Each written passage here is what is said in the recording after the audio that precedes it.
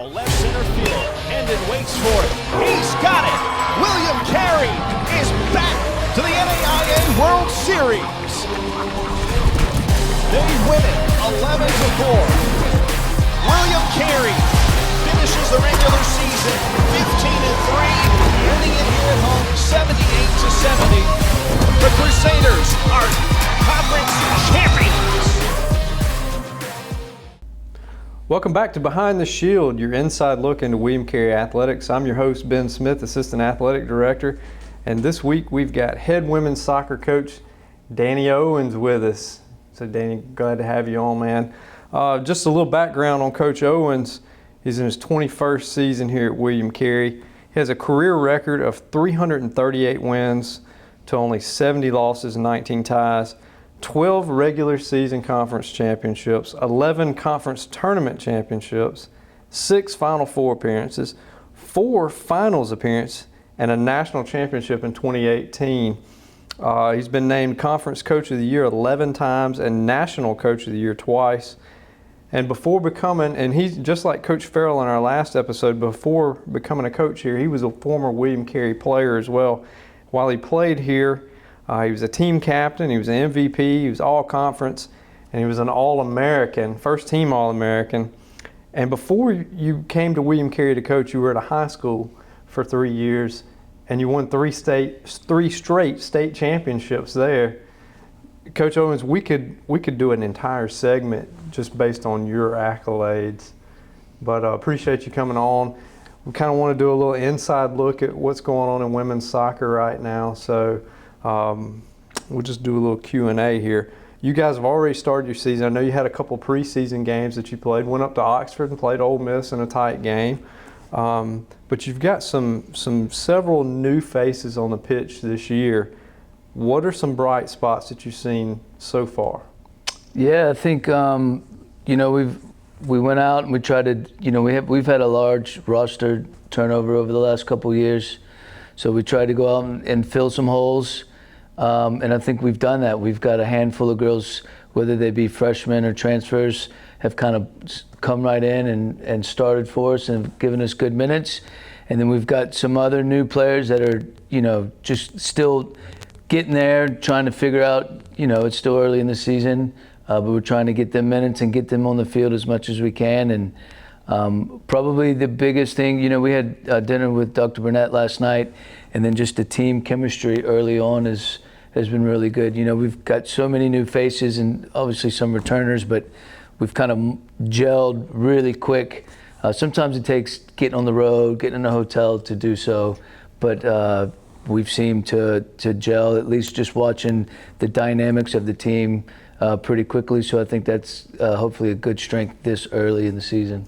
I've always kind of thought of that as being the most difficult thing for a team is when you have, a large roster like you guys do, and then you lose a bunch of players this year, and then next year you got to build, getting those players to bond.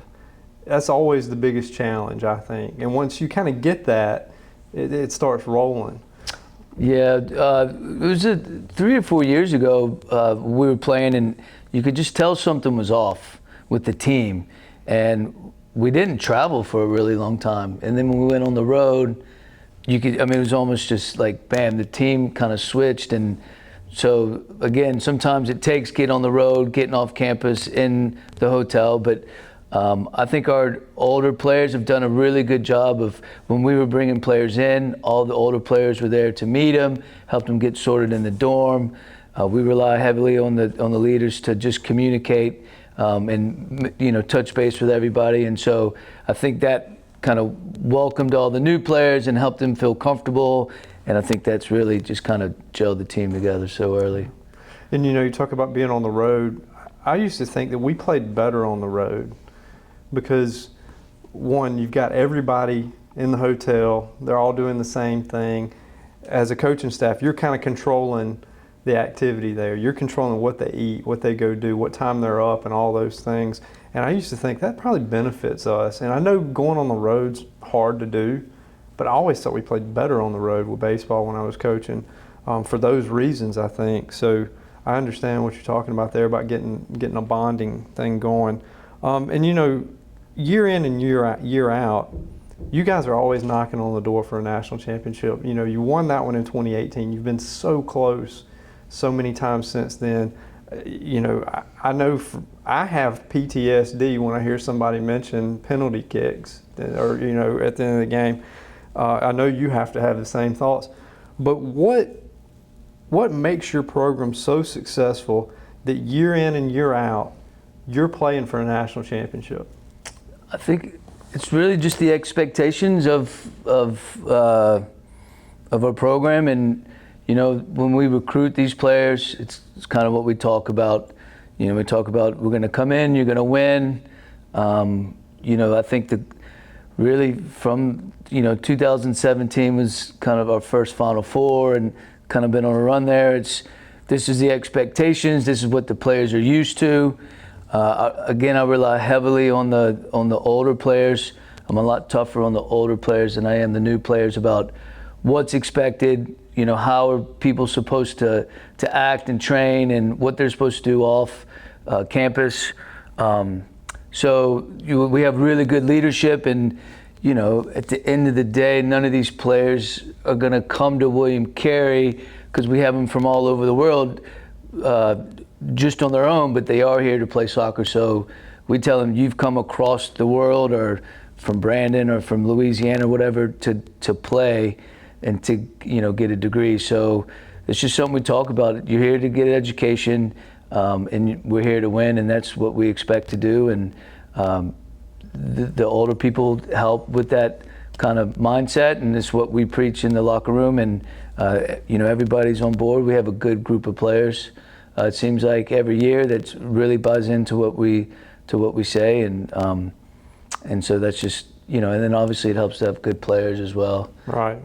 Good players make good coaches. That's right. So having good players helps us, you know, continue to win. Well, you know, you mentioned having players from all over the place come here, and I think that's what makes it even more impressive is you get international players from several different countries, and then you have American players, and getting all of those people on the same page. It's a hard thing to do, but like you're saying, once you get it rolling, and once your older people take on that leadership role, it makes a huge difference. At the time of recording this, you guys are 1-0 in the regular season. You have a game tonight against LSU Shreveport, but next week you guys go down to Orange Beach, and you're going to play the number 1 ranked and the number 2 ranked teams in the NAIA. How do you think that that's going to prepare you for the rest of the season? I mean, it just does, because you're playing the best. I mean, we obviously have a game tonight, and we play Lindsey Wilson on Saturday, who's won 4 national championships, and that he's, you know, a good coach and runs a good program. And then obviously the 2 teams that play in the national finals last year. It's just something that I've been doing. I mean, I'll play anybody. I enjoy playing the best teams.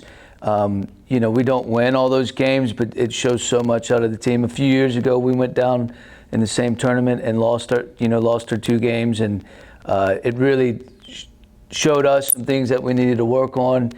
Got a lot of film, got a lot of clips. We're able to really talk to the players about certain situations and whatever. So really, my non-conference, I try to play as tough as I can every single year, just because it helps prepare the players. You know, we get exposed, we have success, and you know, there's shows things that we can do, things that we need to work on, and then when you get to the national tournament, you've kind of played all these teams, so there's no surprise, or there's no, we're not used to this level or this amount of team or this, you know, all these teams we play have really good players at certain positions, so we're kind of used to, you know, playing against good players in different systems and shapes. And you know, obviously these coaches are so good, they'll change tactically, so then we have to change. So it just gets us kind of prepared to, you know, for conference play, we feel like we're playing at a high level.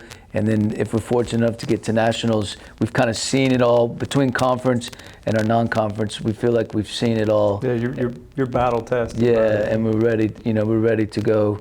And again, the girls are comfortable with what's in front of us, because over the 4 years, I mean, I would say we've played the toughest schedule in the country every single year. Yeah, I feel like this is, I I know Kaiser's one of them that like we play every year, and every year it seems like you guys in Kaiser are in that Final Four. So that's a big game. Those 2 games are coming up next week, and like I said, you got Lindsey Wilson this weekend as well. So 3 tough teams after tonight's game, and you know, I know you're a lot like me. You don't really believe in moral victories, but even sometimes in a loss like that, if you have to suffer a loss, there is a lot of learning that goes on in that. So it's kind of a win-win situation for you early in the year to get those games under your belt. Kind of off script for a second. So far, have there been any newcomers that have really stood out to you on the team this year? Like it's kind of like, well, this girl stepped into a role. Maybe you weren't sure if they were going to be able to handle it or not, and they've done a good job. Is there anything like that comes to mind? Yeah, we've got a freshman from Brandon, Mississippi, Lauren Entremont. She was able to come in the spring, and she came when she could, and she would either run with us or train with us. And so she got real comfortable, but she came in, she blew out a fitness test. She has the right mentality, she works really hard, and she's almost been a starter straight from the start. She scored a couple goals the other night. And then we have another player from Louisiana. She was a transfer from Southwest, and Kayla's done the same thing. She's come in, same thing. She came in fit. She just has that right mentality. They listen to what we're asking them to do, and they've just seemed to really fit in really well. So, and then we've got another transfer from Jones that's kind of slotted into left back. We weren't sure where we were going to play her, but she's kind of filled into that left back position and been rolling. So we've been happy with our newcomers, but those 3 in particular have done really well early on. It's still early in the season, but we're excited about all of our newer players. You know, it's just kind of, you got to get through these games and get playing games and get minutes and kind of see where other players can play, and there's still competition within the positions. I'm a big believer that, you know, the starting lineup in August is never the starting lineup in November. So we've got a lot of soccer in front of us, and we expect a lot from all of our players. You know, there's a role for everybody, and at some point someone's going to be called upon, and we're just, you know, hopefully they're ready for it. All right, on a lighter note, I had to ask this non-soccer related question here. Who is the best flounder guide in Mississippi? Yeah, careful how you answer it. It was probably you. I think we might have guided each other on that trip. You definitely put us to the right spot, but I was thinking, you know, just in our profession, you never get to do that a lot, and that was just a good getaway, you know, late night fish trip. So definitely Ben's the best flounder. You know, almost caught our limit. I was telling Dr. Burnett the other day that one of the coolest things about my new role in our department has been, number one, getting to meet all these athletes from different teams that I never would have met had I stayed in baseball. But number two, I get to spend more time with our coaches now, and you know, doing things like we did, you know, the flounder trip. I hope to do a lot more of that in the future, because it's really neat to connect with all of our students and our coaches on the staff. There's a lot of great people here, and we'll do it again soon. Absolutely. All right. Well, guys, look, soccer tonight, which I guess this will be posted after the game. So soccer tonight, LSU Shreveport. Then we play Louisiana, Lindsey Wilson this weekend. Next week down in Orange Beach. Come down and watch. And there's still time. If you haven't done so already, you can visit caryathletics.com and grab your season tickets for men's and women's soccer. And until then, armor up.